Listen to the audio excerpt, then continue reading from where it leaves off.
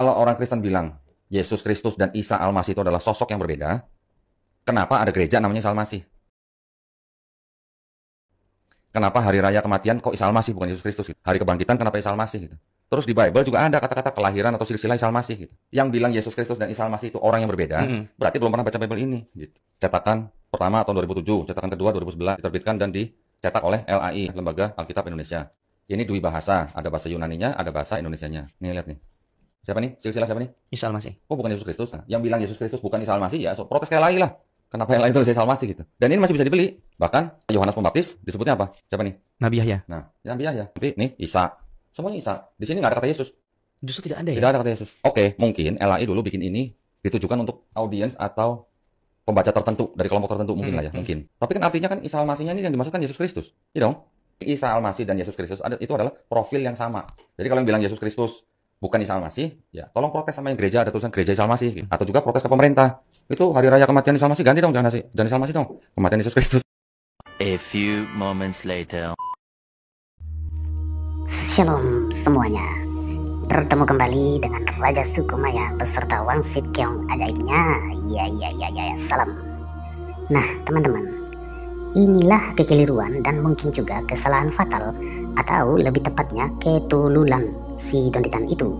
Dan alangkah disayangkan lagi adalah kemungkinan besar juga para fans si Donditan ini lebih bahlol bin tulul melebihi Donditan itu sendiri, bos. Bayangkan saja, mereka mau percaya begitu saja kepada statement si Donditan. Yang jelas hal itu sangat bertolak belakang dengan fakta sejarah Islam yang pernah ada, yaitu fakta sejarah kenabian serta Quran sebagai kitab suci umat Islam, bos. Mengapa demikian, wahai Raja Sukumaya? Jawabannya sudah tentu itu dikarenakan sejarah kenabian Muhammad itu sendiri, bos, yang perlu diketahui bahwa ketika sebelum Muhammad menjadi nabi, Muhammad terlebih dahulu bertapa dalam Gua Hira, lalu ia ditemui oleh roh asing yang tidak dikenal oleh Muhammad.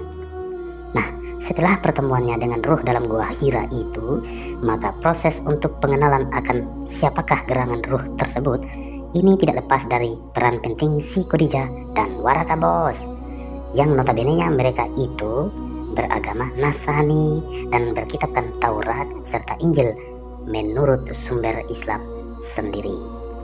Silakan baca hadits Bukhari nomor 6467 yang menyatakan bahwa Waraka bin Nawfal bin Asad bin Abdul Uzza bin Qusy, anak paman Khadijah atau saudara ayahnya, ia adalah semasa jahiliyah beragama Nasrani dan suka menulis kitab suci Arabi. Ia menulis Injil Arab alias menerjemahkannya ke dalam bahasa Arab.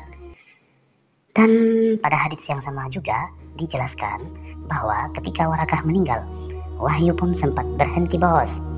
Ya, wahyu berhenti untuk beberapa lama hingga mengakibatkan Muhammad Sallallahu Alaihi Wasallam menjadi sedih, bos. Nah, yang menjadi pertanyaannya adalah apa gerangan isi kitab Taurat dan Injil yang ditulis oleh Waraka? Siapa saja nama tokoh-tokoh yang terdapat dalam kitab Injil dan Taurat yang diterjemahkan oleh Waraka ini? Siapa nama sesembahan atau nama Tuhan yang tercantum dalam kitab milik Waraka itu? Bagaimana tata cara Waraka menyembah Tuhannya? Tentu ini merupakan pertanyaan yang sangat sulit dijawab oleh Donditan, bahkan oleh kalangan Islam itu sendiri. Sebab jika andai mereka menjawab bahwa 1. Tokoh yang tertulis dalam kitab milik Waraka itu adalah Jibril, Adam, Ibrahim, Musa, Isa, dan seterusnya. 2. Jika mereka menjawab bahwa nama Tuhan yang tertulis dalam kitab milik Waraka adalah bernama Allah, maka hal itu akan jatuh pada kesimpulan sebagai berikut. Muhammad sudah tidak asing lagi dengan nama Jibril, Adam, Ibrahim, Musa, dan Isa, serta seterusnya. Bahkan Muhammad juga sudah tidak asing dengan tata cara ibadah Waraka, sudah tidak asing dengan tata cara Waraka menyebut nama Tuhannya. Bisa kita pastikan bahwa tata cara sholat, nama Allah, dan lain-lainnya telah diadopsi oleh Muhammad. Kemudian ia mencantumkannya dalam Quran serta dalam ritual ibadah Islam. Lalu, untuk menutupi kelakuannya itu, maka Muhammad membuat satu ayat yang menyatakan dirinya adalah ummi alias buta huruf agar ia tidak tertuduh sebagai tersangka telah menjiplak isi kitab milik Waraka serta tata cara ibadah Waraka. Terlepas dari itu, sejauh yang kita ketahui bersama, orang Kristen Arab menyebut Yesus dengan sebutan Yeshua el-Masih, karena Yeshua berarti juru selamat, dan orang Israel pun menyebut Yesus dengan sebutan Yeshua Hamasyah yang artinya Tuhan penyelamat. Tetapi nama Isa AS tidak memiliki makna yang jelas dalam Quran. Dalam video tadi, Don Titan hendak mengklaim bahwa Yesus adalah sosok yang sama dengan Isa dalam Quran. Ia bahkan menguatkan narasinya itu dengan berkata, "Kenapa ada Isa Al-Masih dalam Alkitab? Kenapa ada nama gereja Isa Al-Masih?" Nah, menanggapi hal tersebut, maka jawabannya adalah Isa AS dalam Quran bukanlah Yesus atau Yeshua Hamasyah yang tertulis dalam Alkitab. Sebab tidak mungkin satu pribadi memiliki kisah yang berbeda. Misalnya, Isa AS dalam Quran dikatakan ia dilahirkan di bawah pohon kurma. Bahkan kota kelahiran si Isa tidak jelas dalam Quran, serta Isa AS tidak disalib menurut Quran. Sedangkan Yeshua Hamasyah dalam Alkitab dikatakan bahwa ia lahir di dalam kandang. Ia disalib, hidup kembali, dan naik ke surga. Nah, jika dipaksakan bahwa mereka adalah pribadi yang sama, maka pertanyaannya, siapakah yang salah dalam hal ini, wahai Don Titan?